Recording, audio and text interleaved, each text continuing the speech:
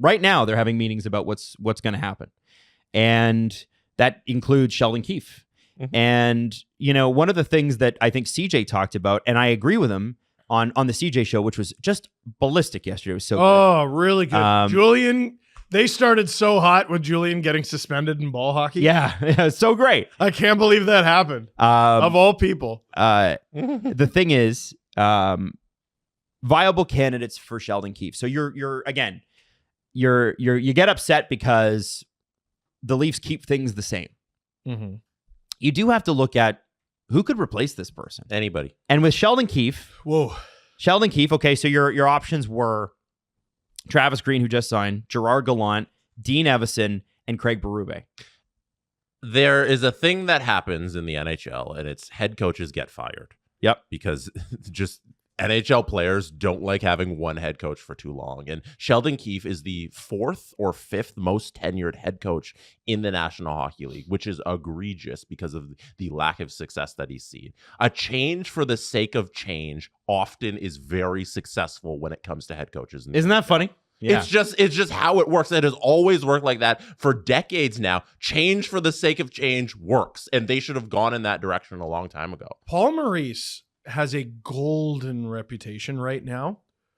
And to me, it's just proof that people don't have memories. Not when it comes to NHL head coaches. Dude, this guy has been a head coach since he was a young man. I want to say he was 28. Yeah, he was pretty young. Yeah, he was. I think when he was the Leafs head coach, there were players that were older than him. He was. Yeah. It might have been. He was, I want to say he played pro or college or something, and he suffered an eye injury, so he couldn't play anymore. And he's been a head coach since the early mid-90s. The 95-96 Hartford Whalers were his first head coaching job. Man. And dude, look at all the red for out of the playoffs. He had round one. You did an article, by the way, back in the day for Leafs Nation where it talked about... No, it was for Sportsnet. Oh, it was for Sportsnet. How Paul Maurice had never had good goaltending, though. Yeah, we what did we do? We arranged it so it was years where he had a good goalie who performed poorly, a bad goalie who performed poorly, a bad goalie who performed well, and a whatever, all those 4 quadrants. Sure. And basically I looked at every team he's ever had and I'm like, this guy just has never had a goalie. And what's hilarious is the past 10 years, all he's ever had is a goalie.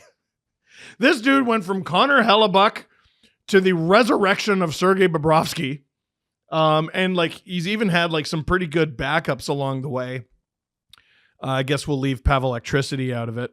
Although Pavel Electricity was pretty good for a little while. He had a pretty good little run there. But dude, there was a long time where his reputation was this guy coaches teams that lose. Yeah. And right now, he coaches teams that kick at. Look at the run. Look at the run. From his first gig in 95-96 up until today in 23-24, there has only been one NHL season in his life where he was not an NHL head coach. Wow. Well, I guess the 2, because the AHL, the Marlies head coach. So 2 seasons. He has the 05-06 season where he's an AHL head coach, and then the 12-13 season where he's a KHL head coach. That's amazing. And then in there you have the lockout. So here, wait a sec, Jesse. So there's a couple things I want to go through. Mm-hmm. The stretch that he's on. So he's had a couple deep runs, but the stretch he's on is lost in round 3, lost in round 1, lost in qualifying round, lost in round 2, out of playoffs, then lost in finals, and then there's this year where he's up. No, he's not actually. He's down 1-0 in the second round. I know he lost in the first round this KHL year. Jesse, can you click on that team? Sure. Because this was the year I did highlights. This Metallurg Magnitogorsk team kicked frigging ass. Wow. Yeah, it's the Malkin team. Right? Yeah. So, Sergei Mazakin was a former Columbus Blue Jackets pick. He stayed in the KHL. Could have, in my opinion, played in the NHL. Isn't he the highest scoring KHLer of all time? Pretty sure he owns every KHL scoring record. Malkin was on the team. They ended up losing him. Kuhlman was on the team. They ended up losing him because they all went back to Ryan O'Reilly? The NHL. Yeah, dude. Justin Hodgman, Leaf legend, was really good. Sergei Gonchar, Matt Zuccarello, Dmitry Kazyanov. I can't remember. Cal O'Reilly even played in the league for a while. Yeah. Victor Antipin, I believe, played in the NHL. Dennis Platonov played in the NHL. Cal O'Reilly. Enver Leeson played in the NHL. Oleg Tverdovsky?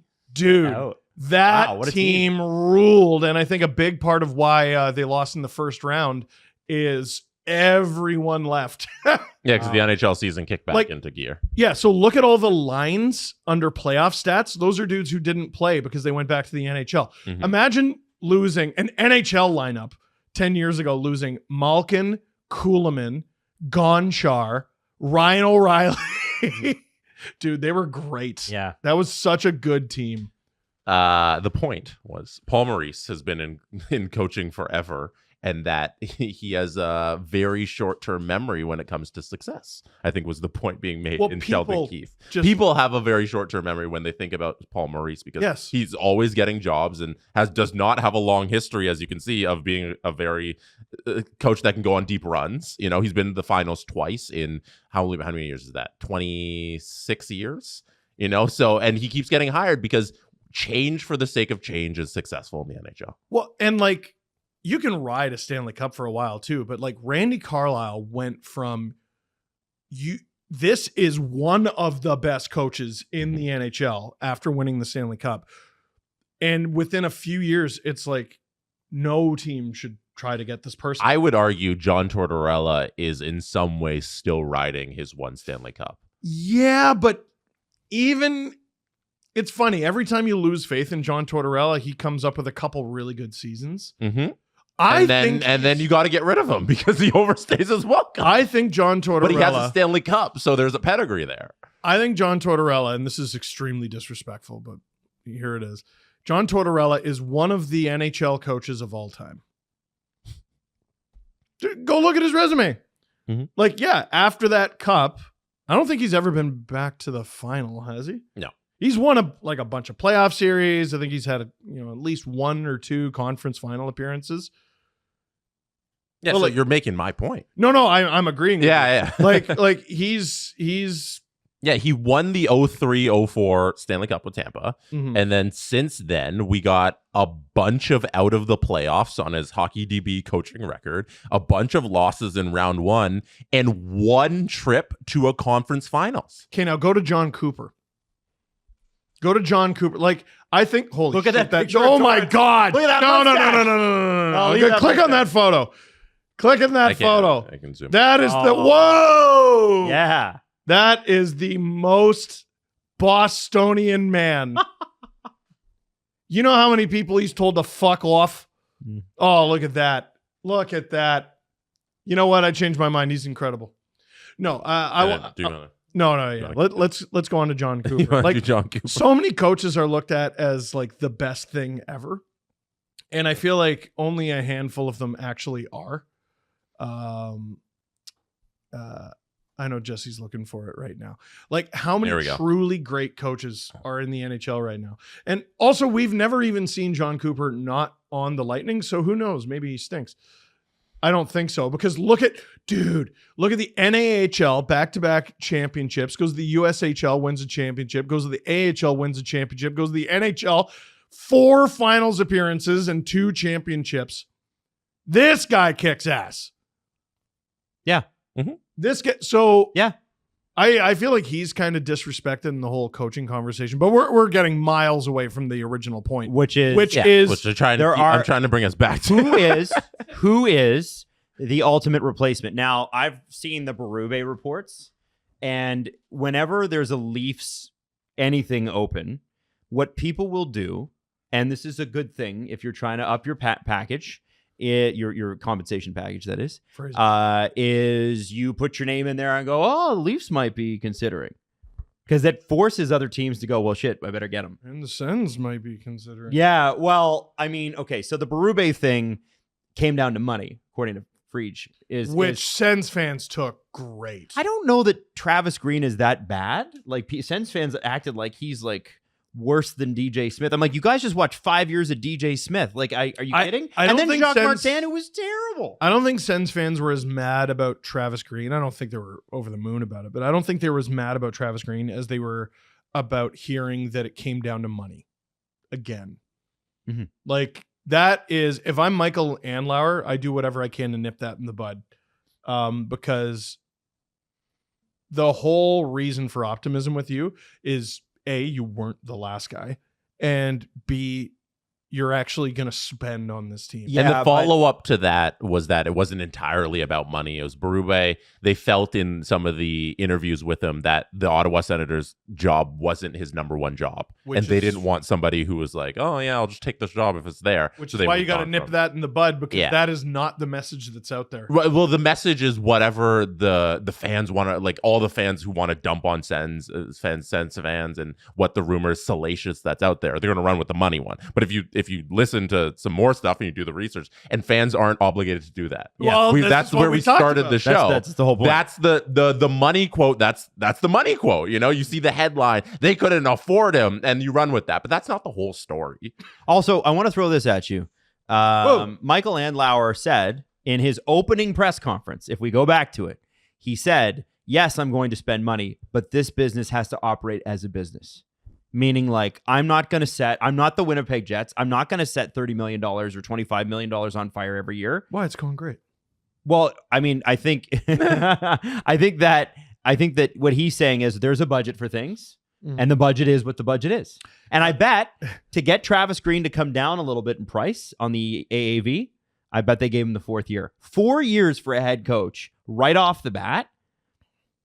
Yeah. I thought that I was was really surprised. interesting. You get 2 to 3 normally. I was surprised. And I think that's because they wanted to bring the cost down. Ottawa has to do a lot of rebuilding within Ottawa and within the Canadian corporate community that could offer sponsorship dollars for this team.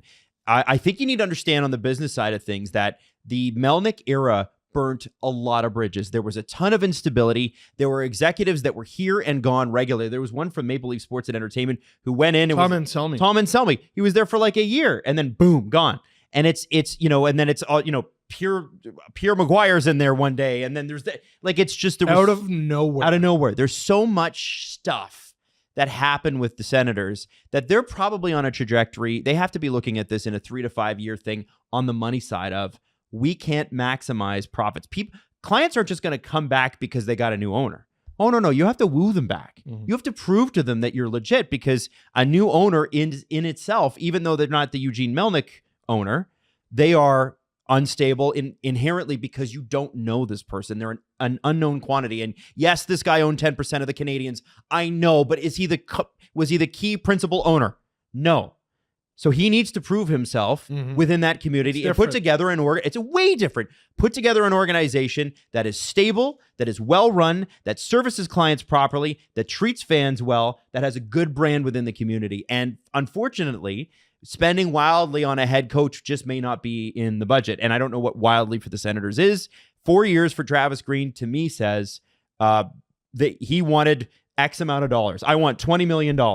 Okay, well, we can't give you that in 3, but we can give you that in 4. So the other thing is, I forgot, by the way, Jay Woodcroft is also available. So Berube, I think Woodcroft, everyone has. Evison, and Gallant. I mean, it all comes down to what the Leafs think could be an upgrade. And, in a year's time, is John Cooper available? God, that'd be nice. Like that, it might be. And remember, they just signed Keefe to this 2-year extension. Well, and by the way, small aside, I really like Jay Woodcroft. I think the world of him. But Chris Knobloch maybe should have been nominated for the Jack Adams.